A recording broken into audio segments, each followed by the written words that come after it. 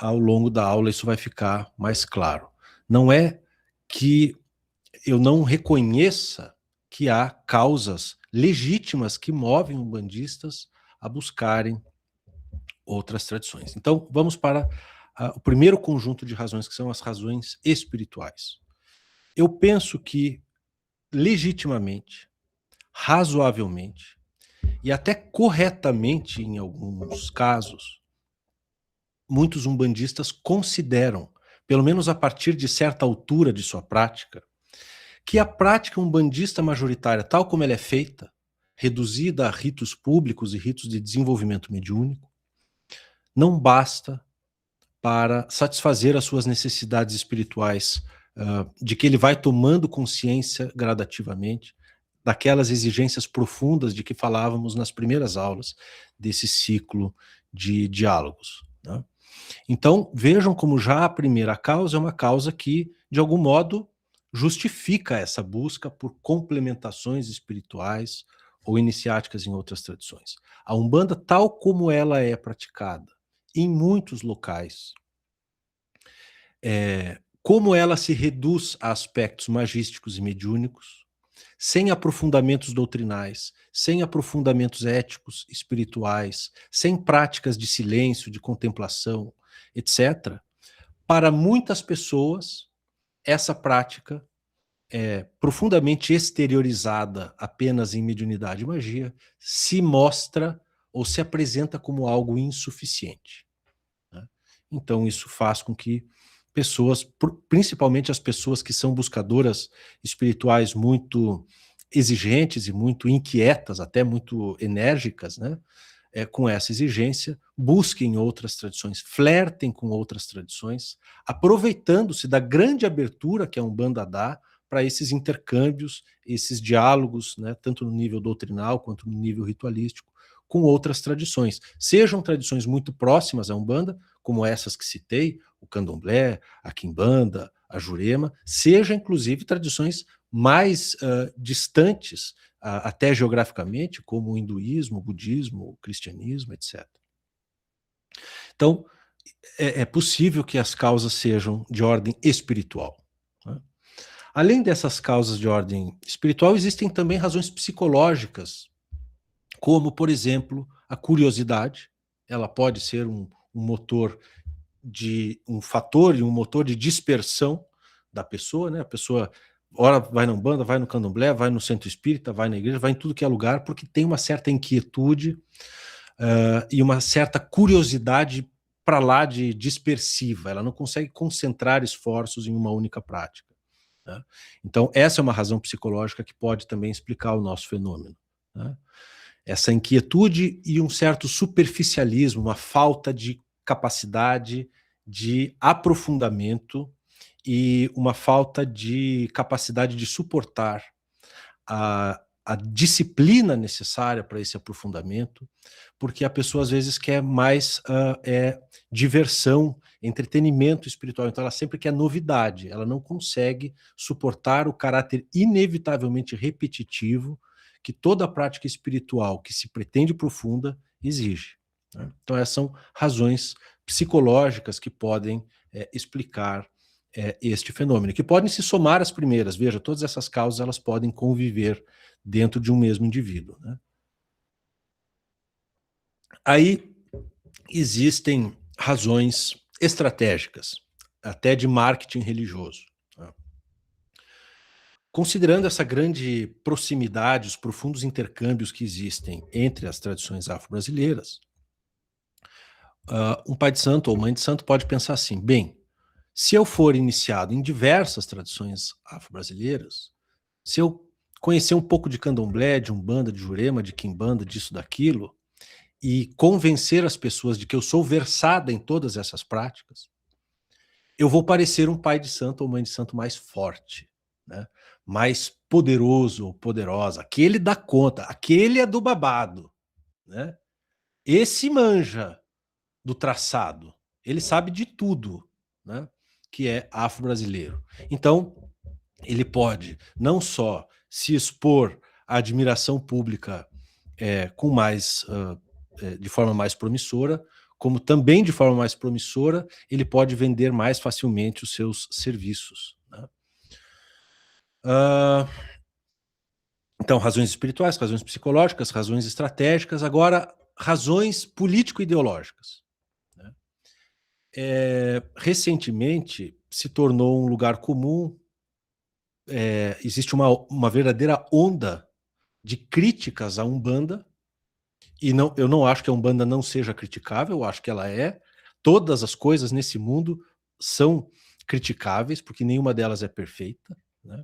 Mas são críticas que têm por critério não razões espirituais, mas sim razões político-ideológicas. Então são críticas de que a Umbanda se tornou ou é o resultado de um embranquecimento, de um silenciamento dos povos originários, que ela tem um aspecto colonialista, e que ela foi feita para gente branca, rica ou de classe média no Brasil, etc., e que, portanto, ela é uma religião customizada, né, e que foi superficializada nesse processo de embranquecimento, jogando fora uma série de fundamentos que essas múltiplas iniciações pretendem compensar a falta dessas práticas, né? Então, a pessoa que está ali historicamente militando na Umbanda, se ela compra essas críticas, se ela concorda com essas críticas, é natural que surja uma vontade de conhecer mais de perto o candomblé, ou migrar para uma corrente, por exemplo, de Umbanda Omolocô, que é mais vizinha, mais próxima a cultos de nação africana e assim por diante. Então, existem também as razões político-ideológicas. Vejam, eu não estou fazendo nenhum juízo de valor sobre nenhuma dessas razões até agora. É claro que considero umas delas, algumas mais nobres do que outras, mas estou tentando analisar o fenômeno friamente, né? Levantando possíveis causas, né? Depois, nas conversas, nos debates, nos diálogos, a gente pode aprofundar um pouco mais nisso. E existem também razões acidentais, razões naturais. A pessoa nem pensou direito e a coisa aconteceu. Por exemplo, existem casas de santo no Brasil que já contêm ritos de múltiplas tradições. Então é natural que casas de candomblé tenham os seus momentos, os seus ritos de invocar catiços, né? Também é comum ver terreiros de Umbanda que, hora ou outra, se propõem a praticar, a fazer certas práticas de candomblé. É uma outra questão saber se fazem de acordo com o fundamento, se fazem isso de forma legítima ou não, mas não é impossível imaginarmos um terreiro de Umbanda dando bori, por exemplo, que é um fundamento de candomblé, né? Eu quero fazer uma pausa para fazer referência à presença do Pai Kleber, o mestre Marachitã. Conversamos em privado, ele justificou que talvez atrasasse um pouco. É uma alegria, uma honra tê-lo aqui nos nossos debates, meu irmão. Muito bem. Então, as causas do fenômeno são basicamente essas, né? Espirituais, psicológicas, estratégicas, político-ideológicas e acidentais, naturais. A coisa acontece meio que sem cálculo, sem planejamento, né? Muito bem, agora vamos para a terceira parte da aula, porque alguém poderia dizer assim: a múltipla pertença religiosa é uma impossibilidade. Alguém poderia postular isso, né? Desculpem, eu quero fazer também referência ao pai da Wilson, agora que ele apareceu aqui. Também entrou depois das menções iniciais, agora que eu vejo aqui no quadradinho aqui. Seja bem-vindo, meu irmão, pai da Wilson, da Confraria do Caboclo Oriaguaçu. Voltando, alguém poderia defender a tese, ou propor a tese, de que pertencer a mais de uma religião é uma impossibilidade. Isso não faz sentido. É impossível pertencer a duas religiões. Eu não chego a tanto. Acho que é uma possibilidade, até porque é uma possibilidade verificada empiricamente, né? Existem até exemplos históricos notáveis, né? O pai João César, na nossa última ou penúltima aula, se referiu, por exemplo, aos nigerianos muçulmanos ou anglicanos que, no entanto, cultuam o orixá. Então, eles têm uma fé muçulmana, fazem, de estrita observância, fez questão ele de ressalvar. Mas, mesmo assim, praticam os cultos, o culto ao orixá. Também ele fez referência às mães de santo do candomblé baiano, que eram católicas, também de estrito direito, de ir à missa todo domingo, comungar, né? E esses exemplos não nos permitem dizer que isso é impossível, porque isso existe, né? Agora, como nós vamos compreender algo tão complexo quanto participar de mais de uma religião, é algo que pode nos roubar algumas horas, ou dias, ou meses, ou anos de reflexão, mas o fato é que isto existe. Esta múltipla pertença existe. Então, ela é uma possibilidade, porque se não fosse uma possibilidade, ela não existiria, né? Agora, nós somos todos capazes de intuir, intuitivamente, nós percebemos que se participar de uma religião bem participado já é difícil, imagina participar de 2, 3, né?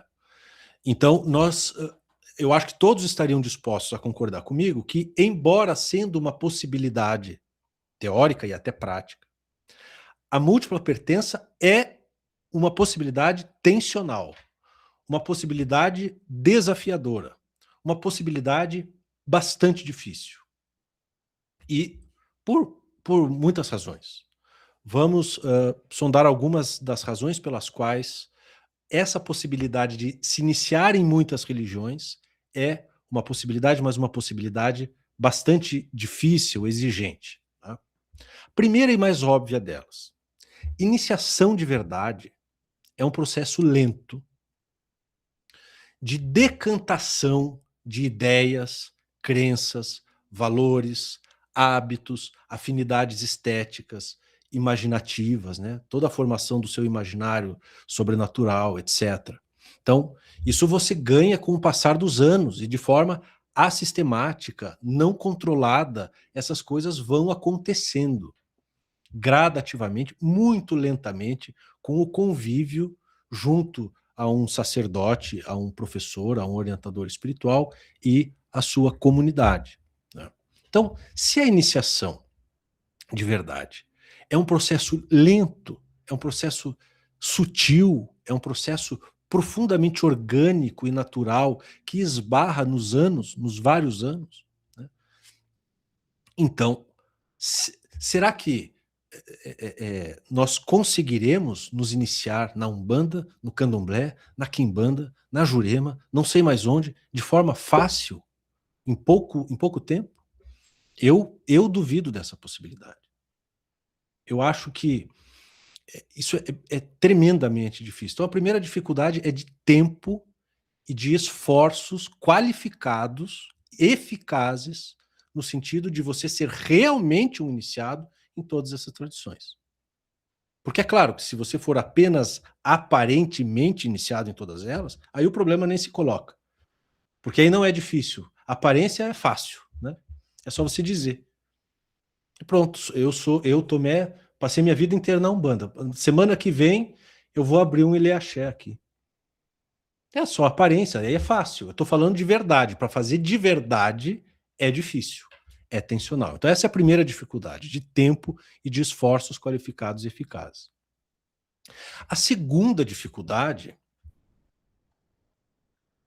e essa é profundamente inquietante, sobretudo para quem leva a sério o imperativo da coerência intelectual, é o fato de que as várias tradições, as várias doutrinas, as várias cosmovisões, elas são profundamente diferentes entre si, apesar de haver, claro, denominadores comuns.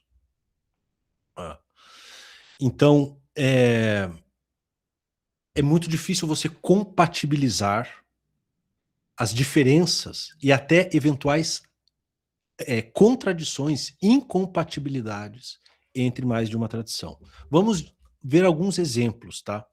Do mais fácil para o mais difícil de compatibilizar. Primeiro exemplo: como que eu posso acreditar que existem 7 orixás, como propõe a Umbanda, e ao mesmo tempo acreditar que existem 16 orixás, como propõe o Candomblé? e ao mesmo tempo acreditar que existem centenas de orixás, como propõem tradições africanas locais, né? Isso é uma dificuldade, isso gera uma tensão inicial, né?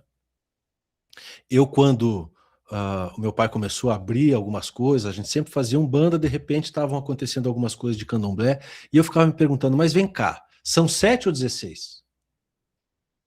Eu falo isso porque eu vivi essa dificuldade de compatibilização. São 7 ou 16. E eu queria uma resposta única, ou 7 ou 16.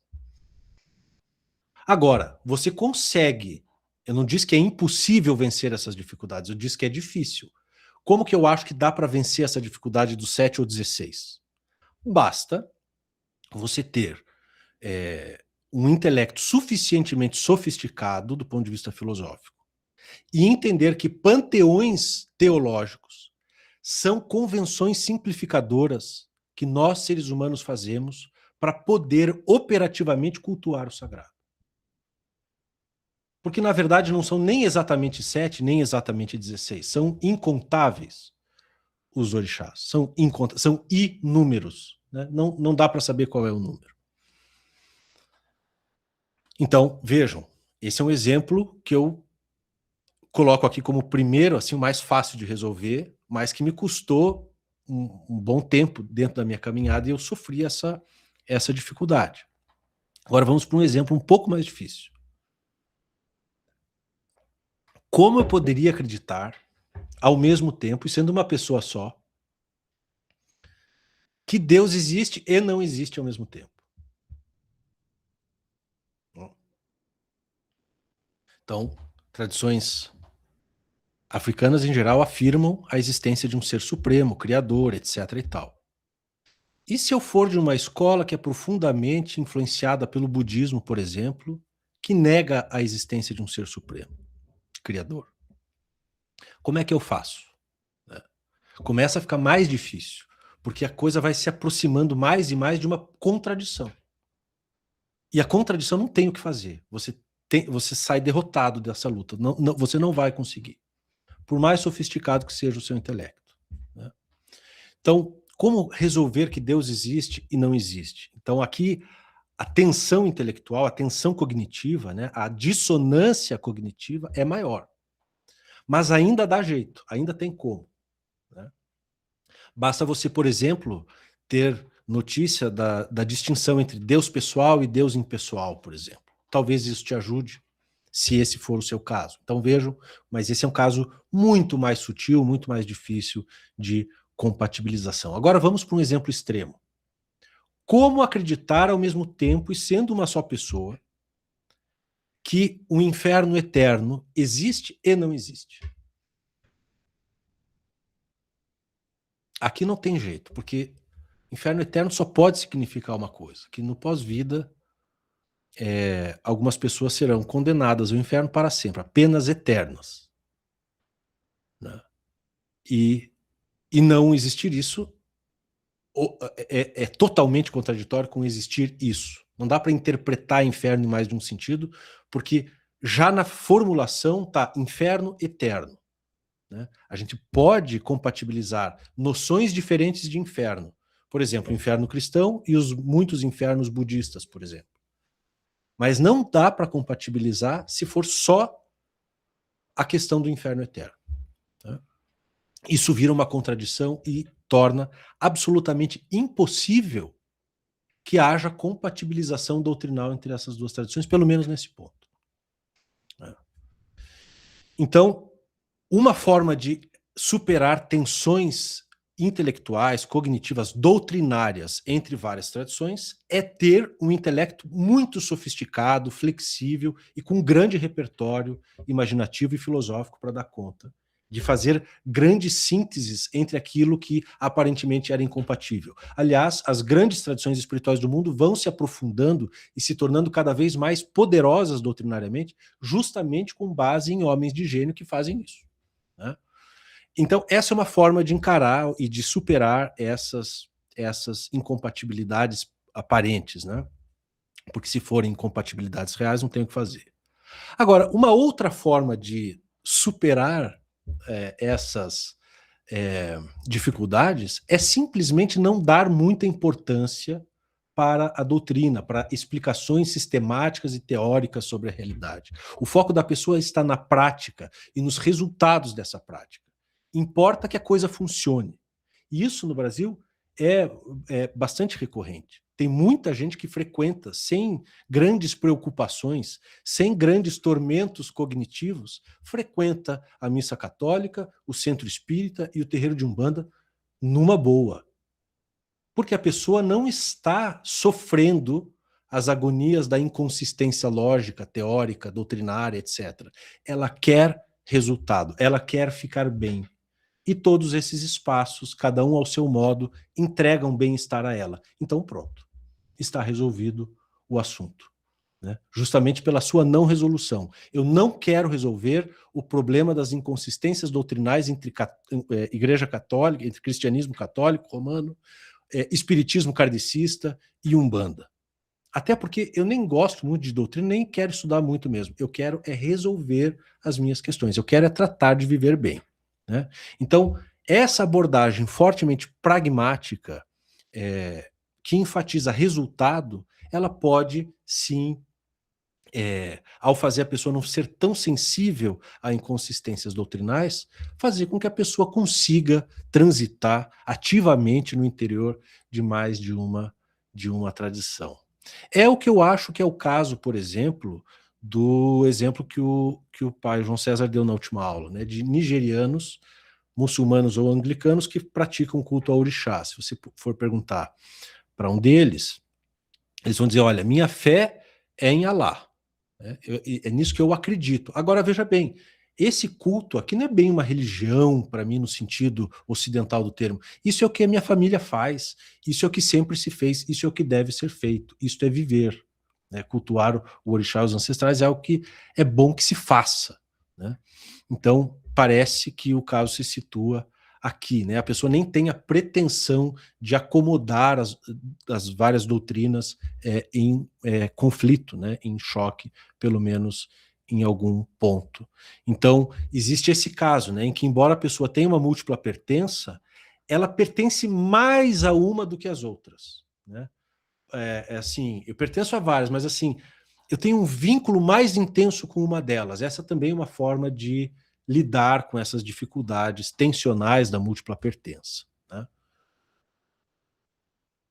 Agora vamos para o último tópico da minha exposição, para não passar muito da meia hora da minha exposição. Bem, como eu disse no início, iniciação é coisa séria, e se for para fazer de verdade múltiplas iniciações, então a gente tem que sondar, por fim, nessa breve aula sobre o assunto, quais são as exigências mínimas de qualificação iniciática para que isso não seja uma pataquada, para que isso não seja marmotagem. É preciso chamar as coisas pelos seus nomes. Né? Então, muito bem. Qualquer que seja o caso que a gente abordou até agora, se você vai ter um vínculo mais intenso com uma delas, se você não vai dar importância para inconsistências doutrinais, ou se você vai dar e vai conseguir dar conta do recado no campo intelectual e cognitivo, qualquer que seja o caso, o seu caso, fato é o seguinte, você, em qualquer desses casos, não pode deixar de mergulhar verdadeiramente nas várias tradições de que você quer participar. Se você quer participar, você tem que mergulhar nelas, como se faz quando é uma só. Né? Se eu quero ser um bandista, eu vou mergulhar, vou me dedicar a Umbanda, à prática umbandista, vou me abrir a diálogos com outras tradições, mas a título informativo e não formativo. Essa é uma diferença entre formação e informação. Né?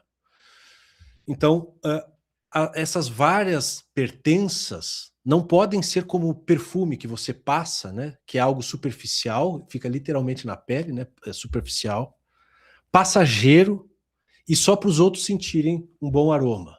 Né? Não pode ser isso. Não pode ser um perfume, tem que ser alimento de verdade. Aquilo tem que entrar em você e virar você. Quando você come, a matéria da comida se transforma no seu corpo. Você e a comida se tornam uma coisa só. Né? Iniciação ou é isso, ou não é iniciação de verdade. Ou é isso, ou é pose. Ou é curiosidade, ou é sei lá o quê. Né? Então, vamos ver aqui, tentar arriscar uma classificação em termos de autenticidade e qualidade do processo iniciático válido, tanto para uma tradição só, mas mais ainda para quando a pessoa diz que é iniciada em múltiplas tradições. Né? Bem, num primeiro e mais grave nível, a pessoa simplesmente não se inicia de maneira nenhuma, nem só formalmente, nem na aparência. Isso também existe, hein? Vamos lá, eu vou deixar isso um pouco mais claro. Algumas pessoas simplesmente enganam os outros, isso existe. Essa é a base da nossa classificação. São pessoas desonestas, que não participaram por nenhum processo formativo, nem na aparência, nem só formalmente, mas dizem que sim. Esse é o fenômeno da marmotagem. Esse é o fenômeno do picareta. Né? Isso existe e está no nível mais grave da nossa falta de qualidade, falta de autenticidade e qualidade de formação iniciática. Esse é o pior caso. Né? Mas existem outro tipo de pessoa que não é bem, não cabe bem no figurino de marmoteiro, de picareta, mas que também se dispensa de passar por processos formativos, iniciáticos, em algumas tradições, que são aqueles casos em que a pessoa se dispensa de passar, de bater a cabeça para um professor numa determinada tradição, porque ele julga que é portador de um conhecimento esotérico, primevo, revelado pelo astral, né? E essa é a grande tentação, esse é o grande perigo dos esoterismos universalistas, né? Que são correntes de pensamento muito fecundas, muito interessantes, mas muito perigosas por isso, né? A pessoa ela é tão triunfalista que ela acha que ela tem acesso aos segredos e aos mistérios de tudo, né? Que ela acha que ela pode, em coisa de ler alguns livros ou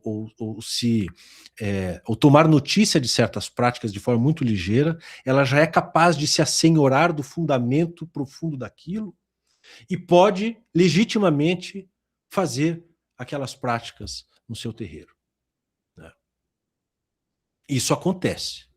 Isso acontece na Umbanda, isso acontece na Umbanda dita esotérica, né? Em que as pessoas têm uma postura de que elas sabem mais das outras tradições do que as próprias pessoas que estão naquelas tradições. Então são pessoas que não precisam de formação em Ifá para jogar Ifá.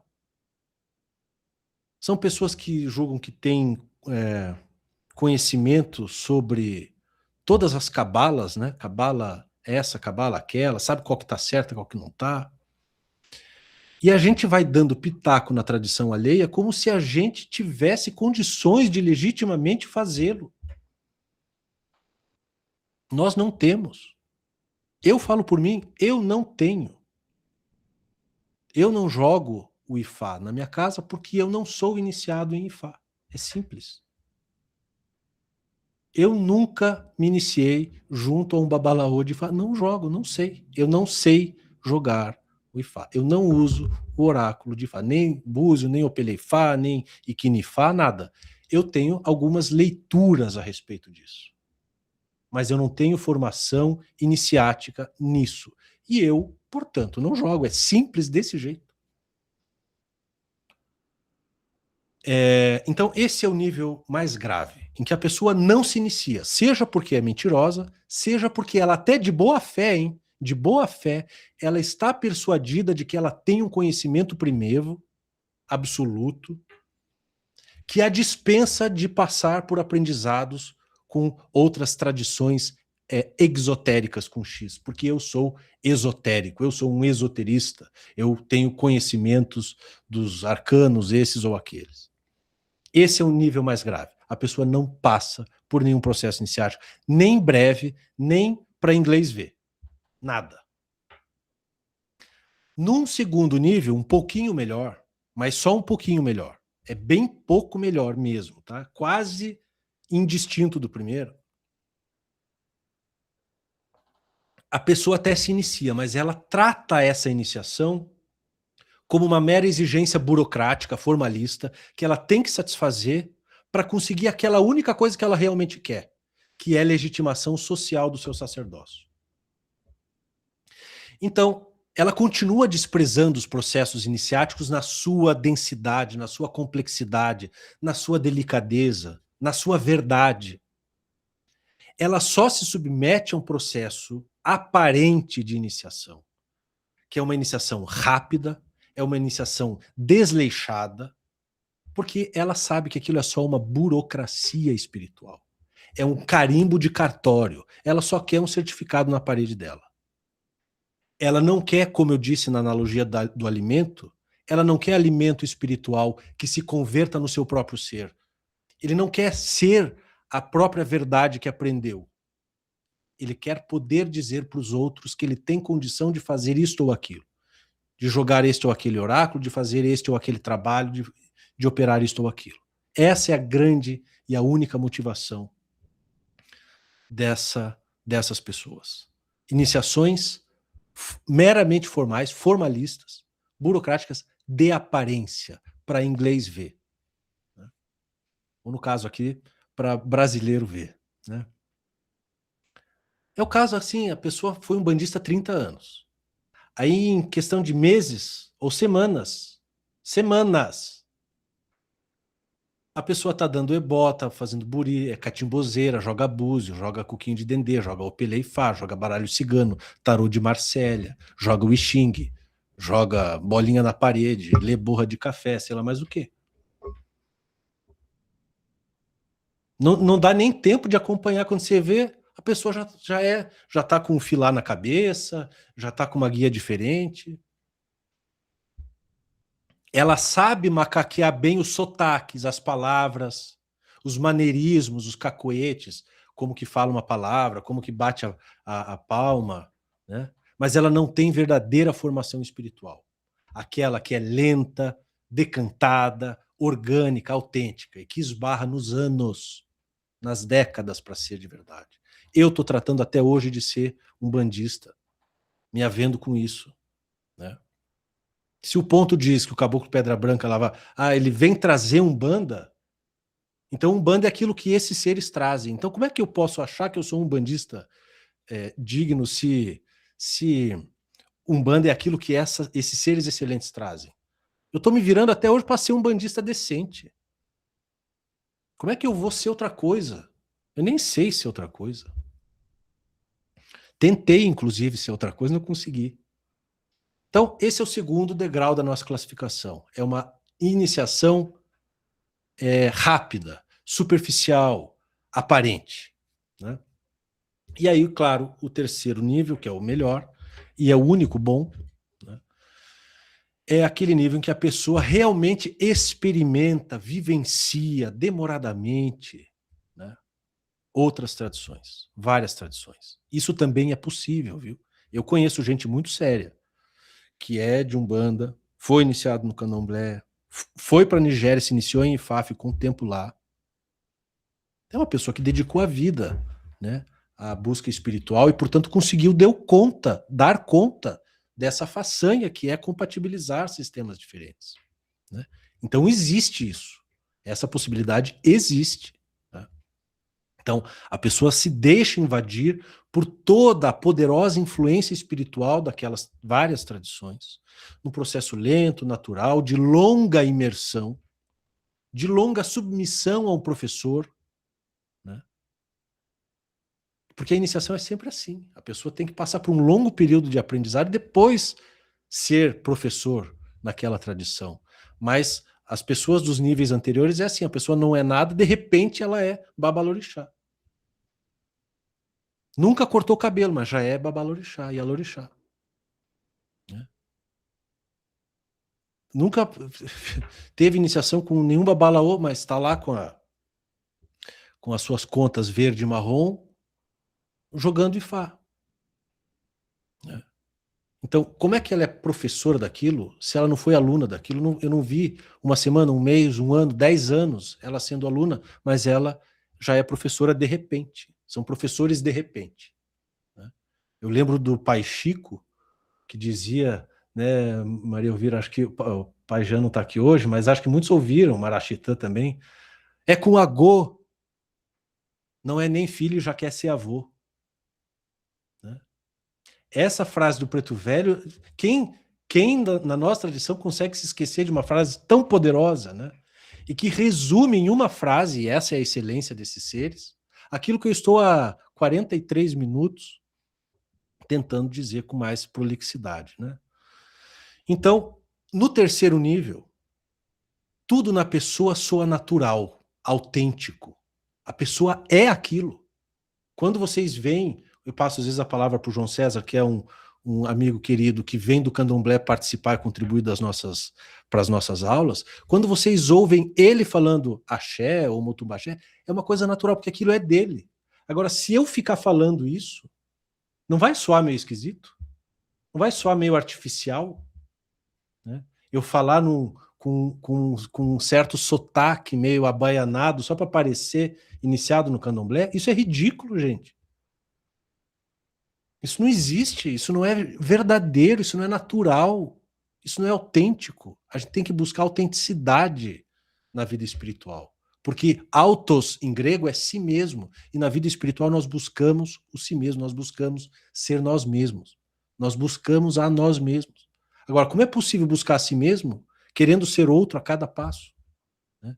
E pior, de uma forma assim tão pouco convincente, né?